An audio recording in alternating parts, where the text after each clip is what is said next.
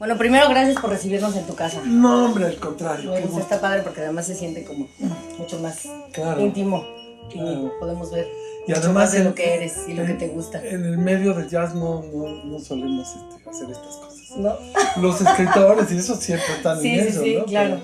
Pero que como comprenderás aquí vive una. Sí, ya lo veo.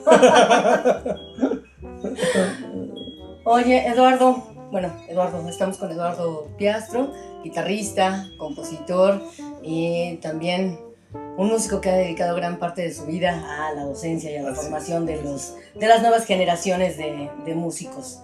Y han salido muy buenos músicos. Pues ya muchos, sí. Sí, que han estado en las aulas donde has dado clases, donde ahora estás como director, pero bueno, ya hablaremos un poquito de eso. Quisiera empezar primero, Eduardo, con un poco acerca de tu vida, de cuando ingresas a la música, cómo es que te llama la atención ser músico y cómo es que decides tomar la guitarra. Pues es una historia larga, ¿no? Pero sí, por ejemplo, ahora que te estaba yo contando que estoy leyendo la vida de Charlie Parker, me llama mucho la atención el hecho de que hay cosas del proceso del músico y de la música que no se cuentan en esas biografías, que no se cuentan ni en sus películas o las películas que hablan de la vida de los músicos. Hablan pues siempre de lo que llama más la atención. En el caso de Parker, pues siempre es el consumo de drogas o cosas de ese tipo que se centra mucho por allí, ¿no? Pero hay un trabajo del músico que es un trabajo de relojero de todos los días, de estar allí, y ese pues es difícil hablar de él, es difícil difundirlo, incluso es difícil que la gente lo perciba, porque a la hora de tu trabajo pues tú vas para afuera con el trabajo, con el resultado, con la canción, por así decirlo, con el tema. Entonces ese trabajo de relojero pues a mí me ha gustado siempre. Yo creo que de allí empezó también la necesidad de compartirlo, porque hazte de cuenta, yo agarré la guitarra desde siempre, desde los 9 años, una cosa así, ¿no? Pero alguna vez en alguna reunión mi hermana decía, ay, es que yo tengo un hermano que toca la guitarra, la hermana del otro cuate, yo también, ¿no? Y entonces, bueno, ya cuando llegó el otro cuate y oí cómo tocaba y el enfrentamiento como la idea de otra persona, pues son cosas que te hacen crecer y te hacen decir, bueno, sí, estoy en mi zona de confort, pues qué padre, ¿no? Pero mira, hay un montón que se puede hacer. Entonces ahí ya empecé a entender que digamos, a los, no sé, habrán sido 14, 15 años el significado pues, de estudiar, de profundizar, de que no solo era de oreja y de sacar las rolas que te gustan de los artistas que te gustan, sino, ¿no? Entonces ahí, bueno, yo un rato me metí a la guitarra clásica, que me doy cuenta ahora, después de muchos años, que sí tengo una influencia. No soy un guitarrista clásico para nada, ni tengo ese perfil, pero cuando me veo frente a los guitarristas de jazz actuales, pues esas cositas de la historia de uno pues están allí, se notan, y entonces van haciendo un perfil pues, diverso, digamos, cada quien es cada quien. Esto de los géneros, pues yo creo que es como una necesidad propia de la industria, de la venta de discos y de la clasificación de los, ¿no? Un género, el otro género. Pero a mí la sensación que me da es que cada artista es un género, que cada músico tiene diferentes influencias y lleva las cosas a los lugares que le interesan, y eso es lo que yo hago, ¿no? Entonces ya no estoy tan seguro como antes de si soy un músico de jazz o no los. Además, yo creo que es medio pretensión, ¿no? Porque el jazz siempre será una zona de mucho combate, de mucho trabajo, de disciplina y de lucidez y de destreza ¿no? Entonces, bueno, todo eso pues los músicos lo vamos buscando, lo vamos adquiriendo, pero hasta dónde llega cada quien, pues ya es otra cosa. Ahora que hablas de influencias, de Ajá. niño, ¿qué música se escuchaba en tu casa? ¿Cuáles son las influencias que tienes por esa parte? Y bueno, claro, supongo que conforme vas estudiando, que tomas la guitarra, que tomas, que te inclinas por un momento por la guitarra clásica y después eso va cambiando hasta la música brasileña y demás, pues yo creo que pues, esa lista de grandes influencias que tiene Eduardo Piastro, claro, pues va creciendo, va sí, cambiando. Exacto, sí, te entiendo. Y sí, estoy de acuerdo contigo. Entonces, bueno, yo pienso que el principio así de la escucha, primero entender lo que es la escucha, ¿no? Y eso es muy distinto de cómo es ahora, porque pues los aparatos grandes de bulbos, tenían unas bocinas así, tenía mi papá, ¿no? De un mueble. Me acuerdo que alguna vez me descalabré corriendo así con la bocina, ¿me entiendes? O sea, con el mueble ese. Entonces eran equipos grandes de bulbos que el bajo te llegaba como al pecho directamente. Entonces, bueno, oír, pues no sé, Kind of Blue o cualquiera de ese tipo era como tener a toda esa gente en la sala de tu casa, ¿no? Y entonces era un impacto así fuerte. Entonces yo no creo haber sido muy diferente de cualquier personaje de la clase media en los 60s, en los 70s, ¿no? Que oye, por un lado, los discos que están en casa, de Tchaikovsky, de qué sé yo, muchos de los que usaban para el hi-fi, ¿no? Para mostrar la alta fidelidad. Entonces, de un lado oías el bongo y el otro el contrabajo, y así se armaba el estéreo, ¿no? Y muchos discos de esos que no eran como realmente de mucha personalidad. Los éxitos del jazz, pues en aquella época, pues eran El hombre del brazo de oro, There Will Never Be Another You, ese tipo de canciones con grandes orquestas.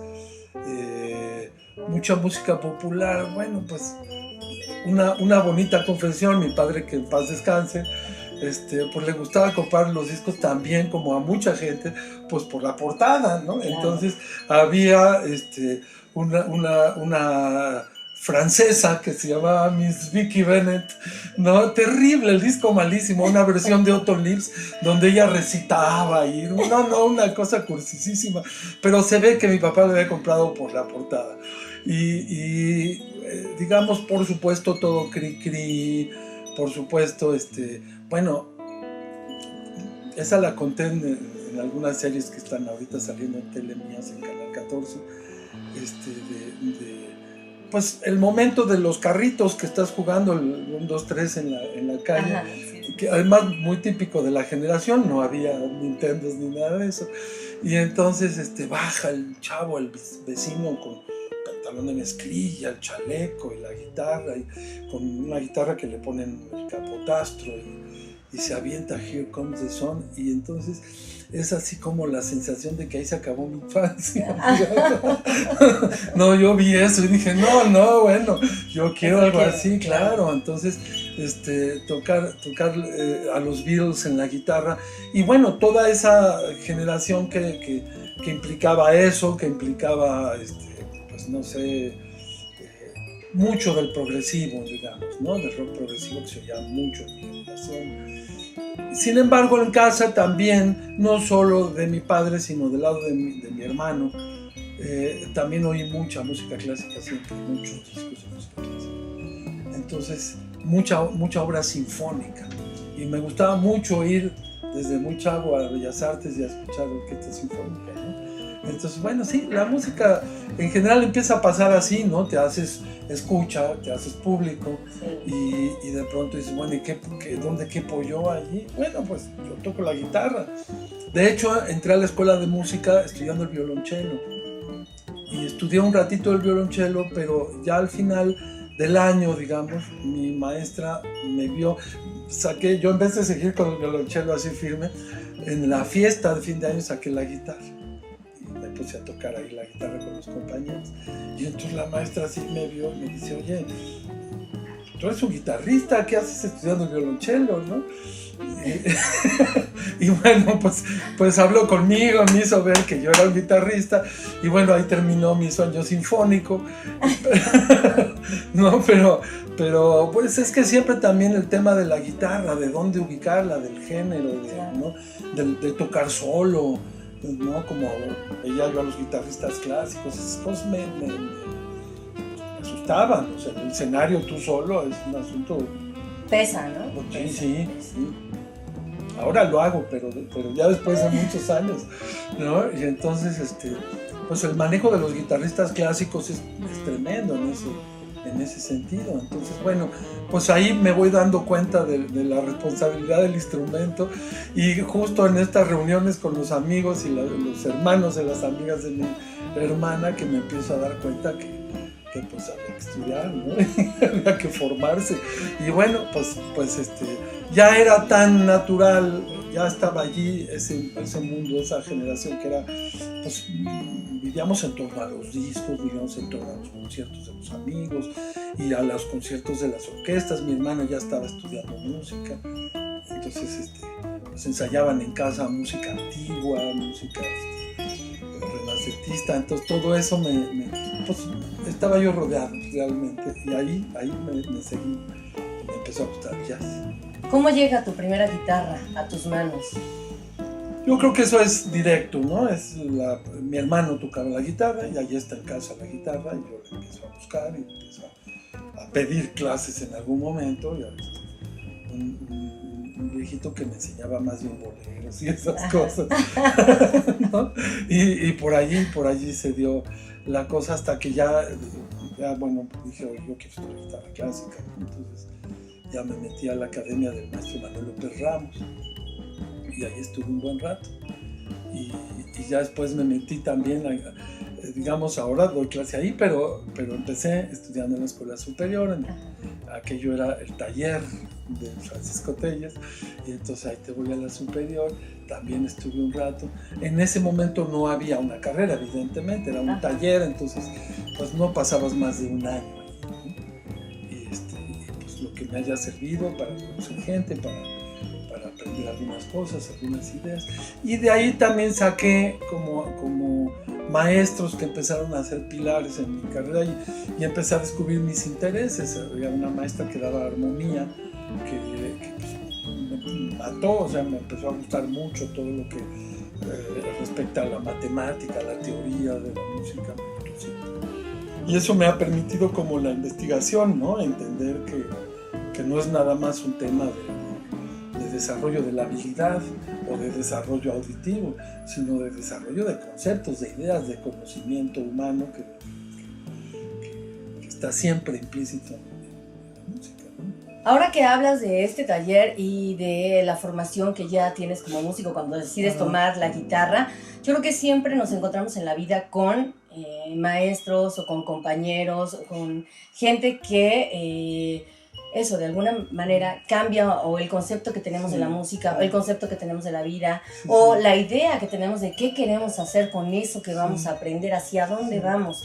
Para ti, ¿quiénes fueron esas personas que tocaron el corazón de Eduardo Piastro en ese sentido, que tal vez hicieron que cambiaras un poco el rumbo, o que caminaras con mayor firmeza por el que ibas? Mira, fueron? de las primeras gentes me encontré, pues más o menos de mi generación, a Guillermo González Phillips.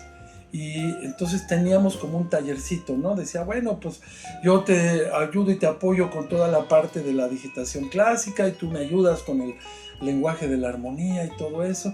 Y entonces nos veíamos, estudiábamos, pero ahí empecé también a entender una disciplina que aún dentro del jazz se podía seguir pues, del camino del rigor, digamos, ¿no? Porque, por ejemplo, ahora otra vez refiriéndome a Parker y al Omnibook, ¿no? La idea. Parker fue de los músicos más grabados de la historia de la música, ¿no? Lo perseguían y hacían malabares para lograr grabarlo sin permiso a veces de los dueños de los lugares. Y entonces esa idea de que está todo grabado, todo Parker, hace que también está todo transcrito. Y entonces también hay libros a donde tú puedes leer. Si lo quieres transcribir, pues lo transcribes tú, pero si no, pues también lo puedes leer todo el trabajo. Pero, híjole, yo veo como leían los saxofonistas ese tipo de música, y en la guitarra pues es como otra cosa. Y yo entendí con mi relación con Guillermo González Phillips que había que ponerle a cada nota un numerito, en qué cuerda, en qué traste, con qué dedo, y que de esa manera la digitación y todo eso podría, digamos, que no porque fuera improvisación tenía menos profundidad que cualquier composición de bajo, de quien fuera, ¿no? Entonces, con esa disciplina sí se podía leer la música de Charlie Parker y de otros, ¿no? Quizá no a la velocidad a la que un saxofonista lo haría, pero pues ir entendiendo, conociendo el lenguaje, que me parece un tema fundamental, el lenguaje en el jazz, ¿no? Y bueno, pues de estos primeros talleres, de estos primeros intercambios con otros músicos, ¿surgen proyectos que te permiten llegar al escenario en cuánto tiempo? Mira, no surgieron de allí los proyectos, es como siempre estudiar fue un proyecto paralelo, que estuvo siempre, y yo creo que la guitarra es un poco así, es un instrumento artesanal que tienes que sentarte y estudiarlo toda la vida, porque si no, no amarra esto. ¿Cuántas horas estudias? ¿Sigues estudiando? Todo el tiempo, ¿Sigues todo investigando el tiempo, y sigues buscando? Es que para eso me hice maestro, para poder estar estudiando todo el día junto con los estudiantes o solo en casa, pero el tema es la mayor cantidad de horas posibles todos los días. Ahora, sí, primero te hablo de Guillermo, pero toda esa parte fueron como también puedo citar alumnos, gente que con la que entablé esa relación de maestro-alumno, pero que significaron investigación para mí, ¿no? Es decir, yo creo que la única diferencia entre un maestro y un alumno es que al maestro no le asusta poner el tema en el pizarrón y analizarlo, mientras que para el alumno es como difícil hacer eso. Pero a veces ninguno de los, o sea, el maestro no es el que tiene las respuestas, no siempre, ¿no? Entonces, bueno, lo ponemos en el pizarrón, lo investigamos, lo analizamos y vamos comprendiendo. Entonces, el haber empezado hace 25 años a dar clases en la superior también me ayudó, porque gran parte de los muchachos que están hoy en la escena, bueno, muchachos y no tanto, que están hoy en la escena, Francisco Lelo de la Rea, Beto Medina, bueno, la lista es larga. He mencionado a gentes que han sido una influencia importante como colegas, pues porque es de ida y de regreso el intercambio musical. Sí, ¿no? siempre.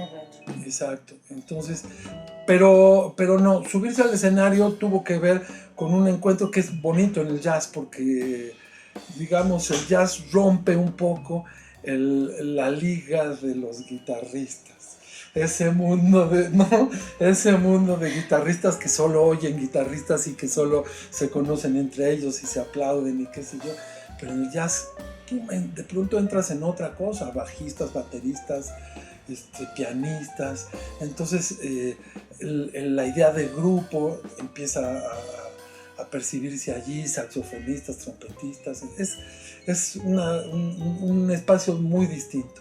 Y entonces ese encuentro con los colegas, quizá en la propia Escuela Superior de Música, cuando pasé por allí, fue que me conectó con ese otro mundo ya muy distinto, ¿no?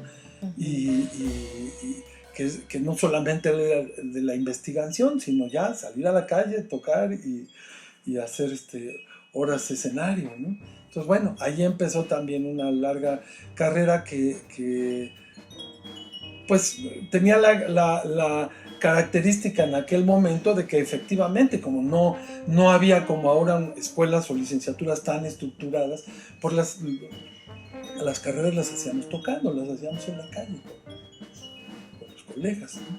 Entonces también allí un gran intercambio con José Luis Chagoyán, el Hopalong, con un montón de gente con la que me tocó trabajar en aquellas épocas. Llegaba a echar la jam session Adolfo Díaz, ¿no? saxofonista. En aquella época alguna vez también llegó a echar paloma Julio Revueltas, muy, muy jovencito. Y en fin, mucha gente que se acercó. Estábamos tocando aquí en la Plaza en Insurgentes y Casi Altavista, ¿no? Ya eso no existe. Había ahí una especie de lobby y ahí tocábamos durante muchos años, toqué allí.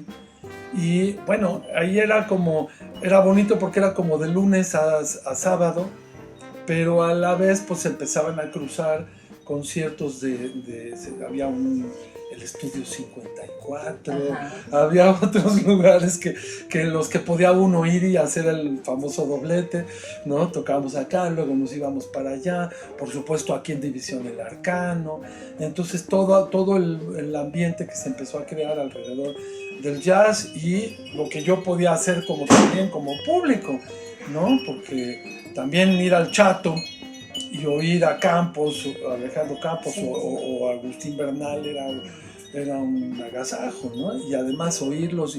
En aquel momento ahí había un guitarrista que ya falleció, Miguel Bermejo, que había ido a estudiar un poco, una especie de curso de verano a Berkeley, y entonces todos estábamos en su casa, oye, pasa fotocopias, cosas de la info que cada quien iba logrando, ¿no? Y así se empezó a dar entre escuchar, esa es la dinámica. Tú, digamos, tienes que tocar un estándar, pues lo tocas, pero al día siguiente en la mañana pues lo estudias y ya en la noche regresas con un poco más, luego otra vez no te sale lo que querías por ahí, regresas a estudiar y ya después de un buen rato empiezas a entender cómo es todo un entramado que se da en relación a los estándares. Y bueno, hasta que después empiece, yo siempre tuve la cosa por la misma armonía de la composición, entonces desarrollar piezas propias y todo, que pues eso derivó ya en proyectos concretos como aquellos grupos que tuve en Montaje, Astillero, ¿no? Y después de eso pues ya el proyecto de Eduardo Piastro, que ya anda y que siempre está rodeado de música original, ¿no? Porque es una inquietud que siempre tuve, es como sacar la conclusión de lo que voy entendiendo, ¿no? Sin embargo, también es como un proceso, ¿no? Uno como que siento que tal vez como músico te animas a componer ya después de que cumpliste con a lo mejor algunas metas que te habías impuesto, claro. O llega de repente esa inquietud de ya, es el momento ahora. No, porque yo pienso que es parte de lo mismo, es estar metido en el idioma, metido en el estudio, metido en la investigación, y entonces las cosas empiezan a salir naturalmente, ¿no? Incluso este asunto de cómo arreglar para la guitarra, porque los libros de estándares pues no tienen más que melodías y acordes, pero ahí no te dice cómo vas a tocar eso, ¿no? Sí. Y entonces la idea de arreglar para guitarra es algo que empieza a ocurrir no porque te lo propongas, sino porque lo necesitas. Claro, y empieza a salir como de una manera natural, ¿no? He estado tocando diferentes cosas, por ejemplo, música brasileña, que ya tocaba como líneas melódicas solas en algún momento, y ahora pues ni las estudio, o sea, naturalmente voy poniéndole a cada nota su acorde y voy haciendo lo que llamamos chord melody de una manera muy natural, o sea, buscando esa idea como más pianística de la guitarra. Eduardo, la escena que describes de aquellos tiempos del Arcano y de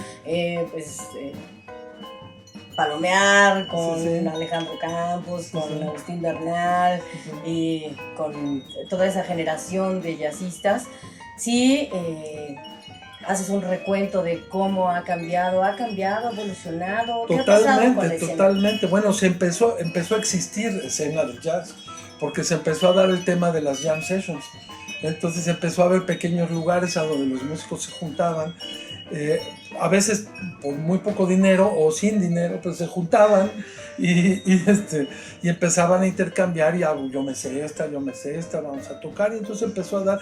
Yo me perdí un poco esa escena porque ya era un músico profesional, estaba trabajando con distintos artistas, y entonces yo veía que los propios alumnos que estudiaban conmigo en la superior pues tenían esos espacios donde se desarrollaban, pero bueno, en algunos casos empecé yo a hacer eso, pero no, para mí en realidad los espacios de jazz fueron el Papabeto, el Blue Monk, esos lugares que son como la misma, el mismo desarrollo de los anteriores, ¿no? Empezaron a ocurrir estos otros y no eran propiamente los lugares de las colonias a donde ibas a tocar por nada, ¿no? Digo, tampoco es que en el Papabeto tuviera las perlas de la Virgen, ¿verdad? Pero no, una relación profesional sí había. Sí. Y una seriedad en la relación músico y Yuko, digamos, ¿no? Sí. Entonces, y además, no, la cena de Yuko, inolvidable. Y, bueno, pues proyectos que Betuco hacía allí, como las Big Band, que ahora pues hay Big Band por todos lados, pero en aquel momento no, y entonces era muy impactante como empezar a ver florecer todo eso, ¿no? Entonces, bueno, sí, tengo el recuerdo de cómo empezó a destaparse en México toda esa escena, ¿no? Y desde luego ahora la veo desarrolladísima, o sea, veo a los chavos tocando pues jam sessions bastante serias, bastante disciplinadas. Veo que también la escena se ha complementado mucho con gente que va llegando a la ciudad pues tan cosmopolita como es nuestra Ciudad de México. Entonces va llegando mucha gente y se va incorporando a la escena y se va solidificando, ¿no? Entonces ya está mucho menos actualizada toda la parte del pop que en aquel momento era pues el único camino, la única vía. Pues eso ha ido bajando, y en cambio la escena del jazz y de la música alternativa, de la música original, de las fusiones, ¿no? De fusión de son jarocho con, no sé, con las composiciones originales de los grupos, ¿no? Y entonces todo eso pues va haciendo una escena muy intensa, muy interesante. La participación de ustedes, ¿no? con los medios de comunicación, con pues una presencia fundamental, y ya no la hora del jazz, ¿no? La media hora, los 15 minutos, ya no es así. Entonces la verdad es que, bueno, yo recuerdo en el salón de clase el momento de la llegada de YouTube y de cómo los chavos cambian, cómo empiezan, ya digamos, yo tenía que convencer a los primeros alumnos del estudio de la tradición del jazz y de que no todo era fusión, jazz rock y todo eso, ¿no?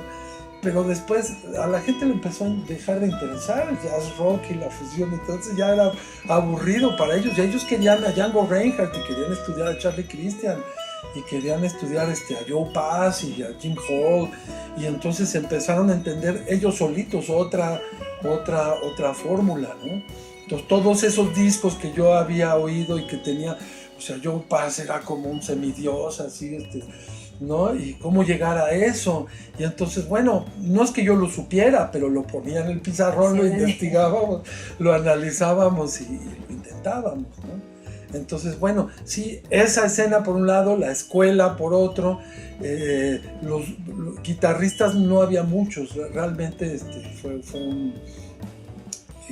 una lucha, fue los 3 o 4 que estábamos por allí, pues ir escuchando, irnos dando cuenta, ¿no? De cómo va encontrando uno el otro, de las influencias, porque también, digamos, cuando hay 3 o 4, pues hay 3 o 4, pero cuando hay 400, pues cada uno tiene una forma diferente de atacar la música, y eso es lo que pasa ahora, ¿no? Eduardo, en estos años ya décadas en las que has estado como docente, que has estado involucrado como en este trabajo de investigación y que has visto a muchas generaciones de músicos salir de esas aulas, yo sé que ha cambiado la forma en la que los chicos aprenden, y hablamos ahora sí de YouTube y de tener la posibilidad de tomar clases maestras vía Skype, o que ya, incluso aquí ya hay mucha gente que se interesa en venir a este país y ofrecer las clases maestras, y son gente reconocida en todo el mundo. Pero además de eso, no sé qué tanto sea esto que me decías, que la gente también los músicos están descubriendo este género desde hace ya décadas, es algo que crece de manera paulatina, pero se están dando cuenta de que hay algo interesante que hacer dentro del jazz. Claro. Ha aumentado la matrícula de alumnos que se interesan por el jazz. Sí, por supuesto. Mira, yo allí paso por algo que me deja un poco descorazonado, porque veo que institucionalmente es muy difícil, está ocurriendo algo que es muy complicado y no entiendo por qué, porque no soy un especialista en el IMBA, pero lo quiero decir porque ahí lo dejo, ¿no? He estado, digamos, en contacto con universidades, tenemos un visitante, he estado en contacto trabajando con universidades de todas partes de la República y veo el desarrollo y veo cómo van, hay una relación entre los presupuestos estatales y las universidades estatales, y no entiendo por qué en el IMBA o la idea de lo que no es estatal sino federal nos tiene con las manos agarradas siempre. Entonces, un programa tan importante como el de jazz de la Escuela Superior de Música, que generó pues prácticamente todos los que hay en la República, ¿no? Veo cómo va quedando como ahí atrás, como ahí se va replegando, y cómo están en el esplendor zonas como Jalapa, por ejemplo, y que yo ya llegué al punto donde ya no lucho, ya no creo que haya posibilidad de poner a competir a escuelas así, ¿no? Yo creo que más bien estoy apoyando a Jalapa porque veo que ahí es donde se está dando y donde está floreciendo, ¿no? Y me da tristeza porque creo que el IMBA tiene todo, además de una casa bellísima donde trabajamos, tiene toda la estructura, pero pues no se contratan más maestros, no hay una verdadera evolución en el sentido, no hay plazas, ¿no? Entonces, pues la gente entra un ratito con honorarios, por honorarios, ve que no va a crecer, entonces pues se va y se va a buscar otro lado. Y entonces, bueno, yo creo que la escuela está pasando por un momento difícil. Y hay que decirlo porque es un momento donde veo cómo se van moviendo las estructuras del país, y entonces el sueño de que en el IMBA pues alguien se dé cuenta de la importancia de este programa de jazz y de la necesidad que tiene de ser apoyado, porque realmente no está ocurriendo, no tenemos ni siquiera una dirección, una subdirección académica que esté liderando. Entonces, pues en realidad no está al cuidado de nadie. Digamos, somos nosotros como coordinadores o como maestros los que vamos jalando el carrito de nuestra escuela queridísima, ¿no? Pero no veo que haya desde el lado de la autoridad. Luego sí, pues un apoyo de aquí, un apoyo de allá, pero pero no es de manera como constante. Pues no se le impulsa como... Pero además en el terreno de lo universitario, porque a mí lo que me interesa no es solamente si me apoyan con dinero o no me apoyan con dinero, o sea, es toda la estructura de una universidad, que nosotros podamos tener relación con otras universidades en otras partes del mundo. Veo como Rafa Alcalá en Jalapa está teniendo relación con el Festival de Jazz de Panamá, con Danilo Pérez, están haciendo ese tipo de cosas, y acá no podemos hacerlo. Y no podemos hacerlo porque no hay la estructura para eso. Nuestro festival, bueno, pues sigue siendo el festival apoyado por los mismos exalumnos que se vuelven realmente músicos importantes en la escena y que regresan y tocan con nosotros por el cariño, por el alma mater. Pero no hay infraestructura de ningún tipo, no podemos traer músicos extranjeros. Nos hemos topado así, cuando he intentado hacer algo así, pues nos hemos topado con zonas muy difíciles en ese sentido, ¿no?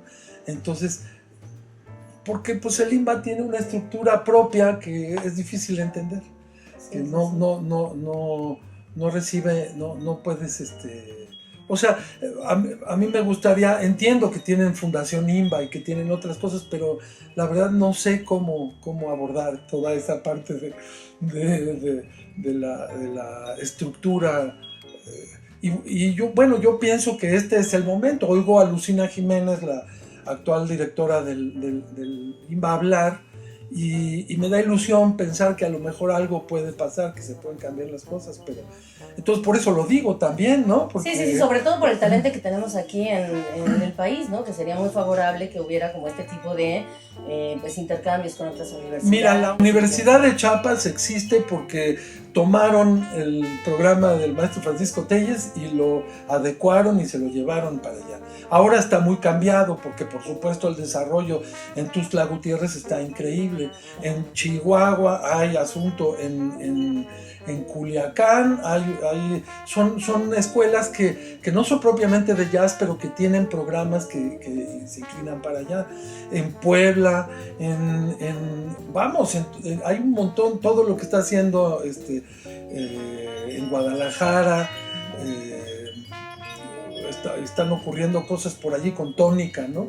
Y en fin, yo creo que hay un momento donde el liderazgo que teníamos de producción de jóvenes jazzistas y de jóvenes músicos ha ido disminuyendo en la cantidad, no en la calidad, pero sí en la cantidad, porque la escuela misma no crece porque no hay mucha más demanda, pero no hay mucha oferta, no hay maestros para cubrir toda esa demanda. Entonces se nos van alumnos que tienen talento y no caben, no hay espacio para ellos porque no crece la escuela. Sí, habría que poner atención en eso para yo lo digo, aprovechar todo lo que tenemos aquí. Mira, tengo 25 años trabajando allí, entonces quiero a mi universidad, quiero a mi escuela superior de música, pero no la entiendo. No entiendo cómo podemos ir realmente rompiendo brechas y logrando que las cosas lleguen más lejos, ¿no? Pero bueno, independientemente de ese pasaje que acabo de contar, está toda la escena nacional, que es increíble. Yo presumía por allí que era el primer sabático de jazz en la historia. Tuve un año sabático que era el primer sabático de jazz en la República. Pero ahora, no más allá de 2 años que yo tuve mi año sabático, ya hay 3 o 4. Es decir, el concepto de academia, el concepto de universitario, de un año sabático donde desarrollas un proyecto, que regresas a compartir con los colegas y con los alumnos. Ya está en montones de universidades en el país, ¿me entiendes? Entonces, realmente está cambiando mucho y el ambiente de trabajo y de profesionalización de la música en general, pues es increíble. Es que paralelo a esto que está pasando con el jazz, pasa con la música clásica, pasa con la música tradicional, con la música folclórica, pasa con el rock, pasa por todos lados. O sea, en realidad hay un boom que ojalá las autoridades voltearan a ver, porque de alguna manera creo que es incluso parte de un movimiento económico que tendría que ver con el Producto Interno Bruto, ¿me entiendes? Al final de eso se trata, o sea que en realidad sí están pasando cosas. O sea, yo voy a tocar a los lugares a donde voy a tocar y siempre está lleno, no porque sea yo, sino porque ya hay un movimiento, en parte por los años que tiene uno, pero también en parte porque hay un movimiento que la gente va a ver, que se involucra. Sí, el público está interesado en ver qué se está haciendo en relación al jazz aquí en el país. Además, como lo mencionabas, ¿no? Con piezas originales, con proyectos así, que la gente puede realmente conocer cuál es la propuesta del músico. Pues sí, ya no solo son estándares, ya no solo son piezas que han hecho famosos otros grandes, sino ya pues hay interés por la música original. Claro, es que antes nos quejábamos de que no había espacios, no había público. Ahora hay espacios, hay público. Lo que necesitamos es seguir produciendo tanto músicos como en búsqueda de la calidad y seguir como haciendo esto que tú estás señalando ahora, pues más composición, más jam sessions, más y yo creo que además se nota en la calidad, ¿no? El jazz siempre pasa por este tema de la calidad. Sí. O sea, Armstrong, desde su primer nota, desde su primer disco, fue el gran Louis Armstrong, siempre, ¿no?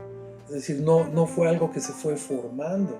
Entonces el jazz tiene una calidad, desde las primeras grabaciones de las bandas de Duke Ellington ya estaba allí, ¿no? O sea, Parker era a los 16 años, a los 20 años era el mejor, o sea, uno de los más grandes artistas del siglo XX en Estados Unidos, ¿no? Sí.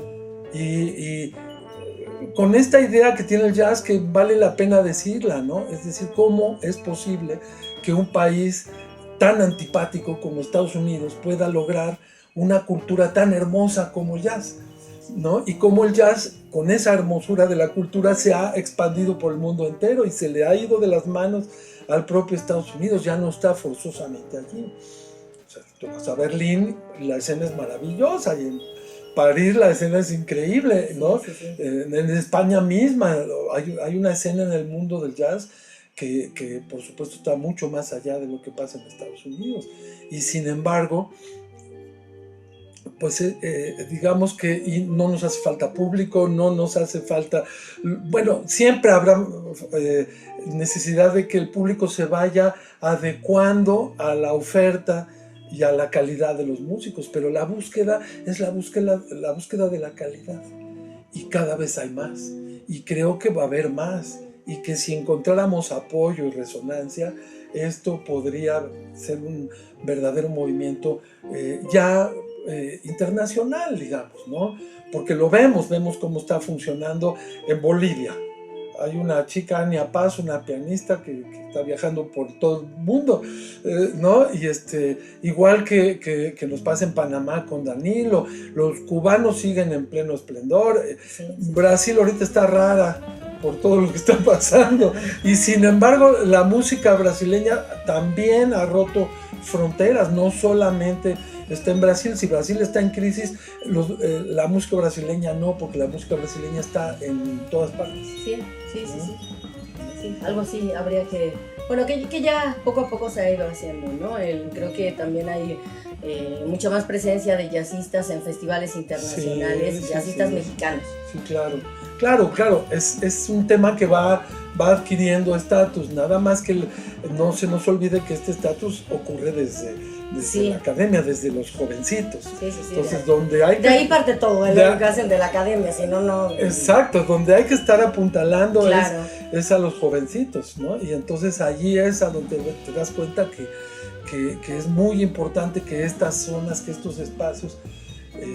la Escuela Superior de Música es una escuela muy importante, pero la Academia de Jazz es algo muy representativo y muy significativo dentro del trabajo de toda la Escuela Superior de Música. De hecho, el Conservatorio Nacional de Música no tiene un espacio similar, porque ellos mismos dicen, pero ¿por qué lo vamos a duplicar? Si ya está en la Escuela Superior, ¿para qué el Conservatorio va a ser otro? Entonces, pero si tú ves que está en el abandono, que está, ¿no? Que a veces no hay gises, no hay borradores, no hay focos en los salones, nos faltan cuerdas para los instrumentos, una serie de cosas que son complicadas, ¿no? Y que bueno, a lo mejor estoy llevándolo como al extremo, ¿no? Del lloriqueo. No, bueno, tú lo vives ahí, tú estás ahí, llevas décadas dedicándote a formar jóvenes, ¿no? Que se interesan por el jazz, que están aquí, y creo que el resultado ha sido favorable. Los chicos que han salido de esas aulas, tú lo has dicho, están todos extraordinarios, están todos músicos, y están Alex tocando, Mercado pasó por allí, Luri, Israel Cupich, o sea, Maroto, toda la banda pasaron por allí, todos. Y entonces, bueno, y hay unos que no, y genial me parece, porque también quiere decir que empiezan a surgir de otros lugares y la gente que tuvo oportunidad de viajar a universidades norteamericanas desde joven, en fin. Pero ahora podemos hacer todo ese movimiento aquí en México, ¿no? Y seguirlo haciendo desde la raíz, desde la educación. Pero sí hace falta que se nos voltee a ver, porque, bueno, hace falta, porque no la gente no lo entiende. Digo, siento yo, me refiero a los senadores, ¿no? ellos dicen que los que no entendemos somos nosotros, que hace falta que trabajemos más. Pero ahí estamos trabajando hace 25 años como locos. ¿Cómo nos pueden decir que trabajemos más, no? El tema no está por allá. Ahí estamos haciendo festivales gratuitos, ahí estamos aprovechando los pocos recursos de la mejor manera posible, ¿no? Y seguiremos haciéndolo además. Pero, digamos, yo percibo, si quieres centramos la queja en el futuro. Para que esto tenga futuro necesitamos maestros jóvenes, de estos que están surgiendo, que estén interesados en estar en nuestra academia. Y esos maestros jóvenes tienen que tener mejores plazas, ¿no? Sí, mejores condiciones laborales. Mejores condiciones laborales. Y si no hay mejores condiciones laborales, pues nos dura poco y se pasan por ahí. Ahí está ahorita Ingrid Bolán, está Jorge Fernández, está Daniel Wong, pero siempre el temor de que se nos vayan porque es poco lo que se les ofrece. Y podríamos abrirlo. Aarón Flores en la guitarra. Hay un montón de gente que bueno, fue en una etapa, en un momento donde se decidió contratar a una camada de jóvenes, pero ya no ha vuelto a pasar. No ha vuelto a pasar. Y sí hay áreas descuidadas totalmente, ¿no? Y necesitamos que esas áreas se cubran, ponerles atención. Se cubran, exactamente. Entonces, yo creo que sí hay una necesidad pues lo vemos porque vemos la universidad en Chihuahua, vemos a la universidad en Veracruz. La veracruzana es un monstruo, pero la Universidad Michoacana también. Uh-huh. Son grandes universidades, tienen muchos problemas de presupuesto, tampoco es que les sea tan fácil el asunto, pero hay un manejo una libertad en el manejo de la educación y cómo contratan y en fin, a veces tienen problemas con las casas, por ejemplo, locales. Sí. Acá no tenemos problema con los locales, tenemos un local maravilloso, pero tenemos problemas de contratación de maestros, ¿no?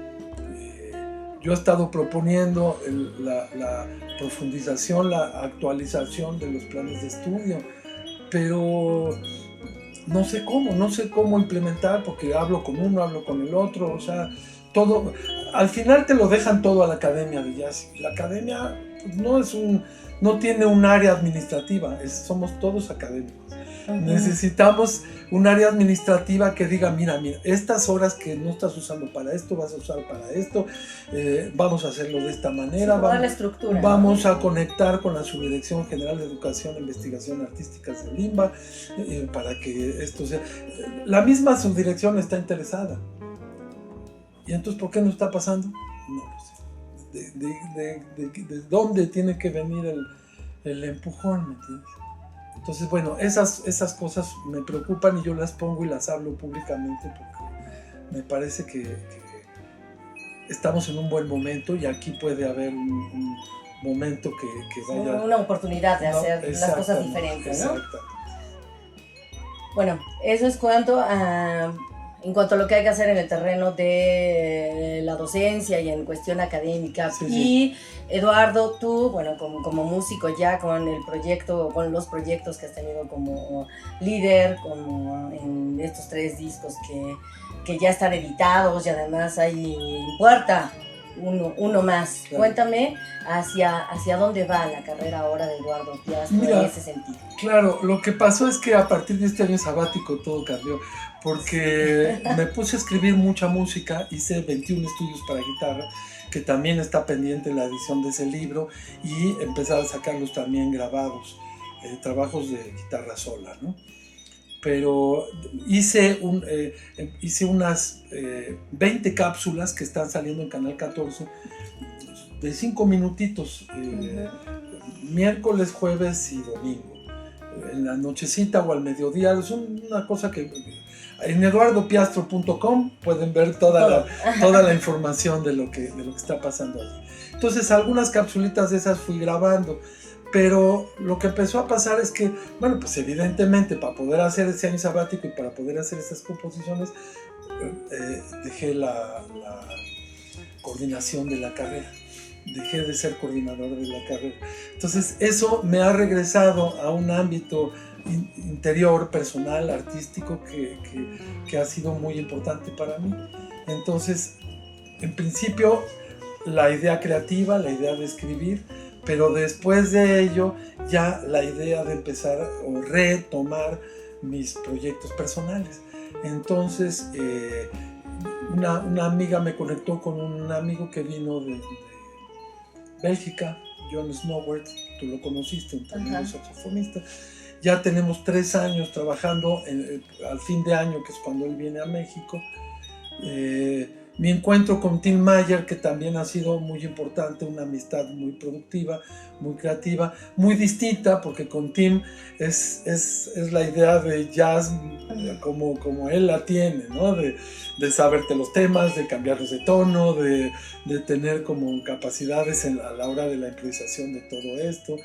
Y en el caso de John es un poquito más ecléctico, ha cabido más toda mi parte de composición, de compositor y de música original. Entonces ya digamos, hicimos unos conciertos, al año que sigue hicimos más, y yo pues en lo que resta del año me sigo moviendo con el trío o con el proyecto que tengo con Tim Mayer.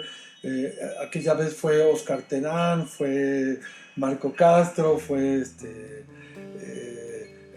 propio Tim, en fin, se dio, con ellos fuimos a un festival muy bonito en Campeche, ¿no? Y en fin, ha estado ya estoy como de regreso a la escena, ¿no? Ajá. Y entonces, ahora vino John y de pronto fue muy natural, oye, tenemos todo este trabajo, ¿por qué no nos metemos al estudio de grabación?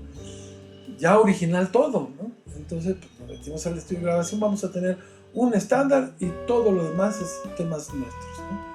Y entonces nos metimos al estudio de grabación, además como debe ser al final de la gira, ya después de haber hecho todo el trabajo, nos metimos al estudio, lo grabamos y lo estamos postproduciendo en este momento para que en cualquier momento, digamos, vamos a darle un mes y estamos en enero, vamos a pensar que para final de febrero podemos estar teniendo ya en las manos este disco que tengo la impresión, quisiera ya anunciar, que se va a llamar Vals Nocturno, que es uno de mis estudios, el estudio número 13, ¿no? Pero hay otras cosas allí, hay otros temas originales y hay además pues el trabajo que estuvimos haciendo con John. Es interesante porque creo que John viene una vez al año, entonces en realidad lo que le propuse, y él estuvo de acuerdo, y mis colegas también, es que este proyecto se llama Eduardo Piastro Trío, y presentamos featuring, digamos, John Snowworth, como artista invitado, ¿no?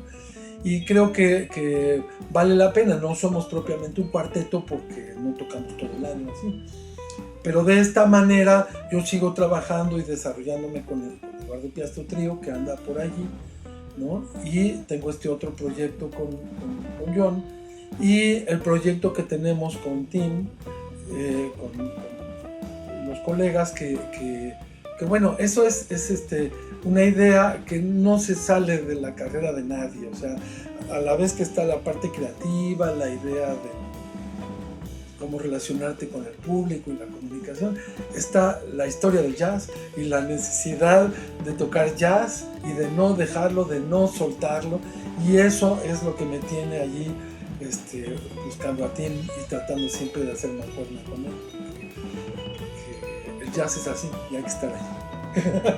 Eduardo, bueno, ahora que hablas de este nuevo material que ya está por ver la luz a finales de febrero, bueno, pues Horizonte ha sido un lugar en el que has presentado pues algunos de los proyectos de los últimos años, y pues uno, te voy a comprometer a que vayas y lo presentes en el estudio A. No, por supuesto. Y otro, bueno, que me cuentes un poco de tu historia con Horizonte. Bueno, mira, para empezar, vete esta portada, porque esto es el estudio. Lo reconozco. Es el estudio de ustedes, entonces, antes incluso de que fuera Horizonte, ¿no? pero desde luego, bueno, es una estación de radio que ha llevado a una permanencia total a la escena del jazz nacional y al jazz en general en cualquier momento. Eso no pasaba, en mi generación no ocurría. Ya cuando iba yo a Estados Unidos, luego ni dormía en Nueva York por estar oyendo simplemente estaciones de radio, además de ir a las jams y a los conciertos de los músicos. El jazz estaba en el radio todo el tiempo, y aquí no.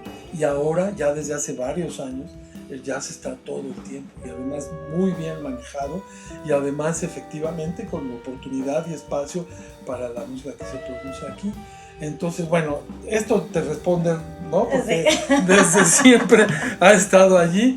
Acá hay otro par de discos que son los que tengo, y que por supuesto con el nuevo van a ser 4, y son siempre ha habido como una muy buena relación con la estación, entrañable, porque además pues es parte de lo que uno va viendo, como los cambios que hay, cómo va haciéndose exponencial todo este movimiento, ¿no? Porque pues queridas compañeras de trabajo como Jenny, como Ingrid, que ya están allí hace tiempo, ya también Iraida, Magos, que tenían su programa allí, ¿no? Entonces todo eso ha sido muy emocionante, ir viendo primero cómo llegó Iraida, luego creo que llegó Magos, fueron abriendo estos espacios, luego llegaron las Boyan, y entonces no solamente se abren espacios en el sentido de la música, sino se abren espacios radiofónicos en la búsqueda pues dijo Cuarón ahora, de una narrativa del jazz, ¿no? Hablemos de la narrativa de la narrativa del jazz. Y sí, el jazz necesita una narrativa que le hemos cedido a pues algunos historiadores, ¿no? A los pocos que se han dado cuenta, ya se han interesado, ya han querido ir tomando fotografías de la escena nacional. Pero desde luego también, así como en las biografías de los músicos uno ve que hay esa parte fina, que es el día a día, de cómo aprendes una frase, de cómo aprendes un acorde, de cómo vas pensando tu estructura musical, y cómo vas haciendo las cosas. Eso pues es difícil contarlo, es difícil, y entonces creo que hay mucho terreno pues todavía virgen en esta zona, como esta visita a casa, que me da mucho gusto que estén haciendo, porque sí tengo la impresión de que aquí hay otra forma de contar al jazz, claro, que es con la vida de nosotros. Sí, que yo creo que también es una maravilla que quienes escuchamos jazz, quienes seguimos pues la carrera de ustedes, de los que han sido, de los músicos que han sido importantes en el desarrollo de la historia de este género en nuestro país, pues creo que te acerca de una manera diferente, te ayuda a darle lectura a las piezas que te presentan, a vivir el jazz de otra manera, sí. a enamorarte de lo que se hace aquí en casa, ¿no? Claro, mira, si me lo permiten ustedes, si hay manera técnica de hacerlo, ¿por qué no me acompañan al estudio? Vamos. Y vemos un poquito mi laboratorio, ¿no?